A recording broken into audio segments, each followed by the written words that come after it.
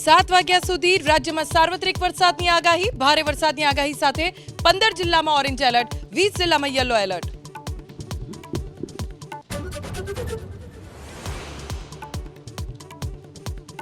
રાજ્યમાં આજે 46 તાલુકામાં વરસ્યો વરસાદ, દાહોદ જિલ્લામાં સાર્વત્રિક વરસાદ, સૌરાષ્ટ્ર અને મધ્ય ગુજરાતના પણ કેટલાક વિસ્તારોમાં વરસાદ.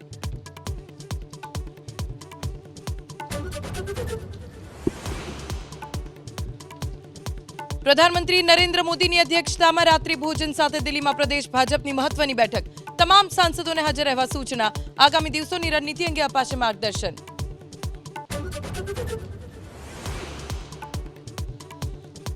તાપીમાં કોલસાની આડમાં ગાંજાના હેરાફેરીનો પર્દાફાશ, સોનગઢ પોલીસે ચેકપોસ્ટ પર ટ્રકમાંથી ઝડપ્યો 42 લાખનો ગાંજો, 3 આરોપી સકંજામાં.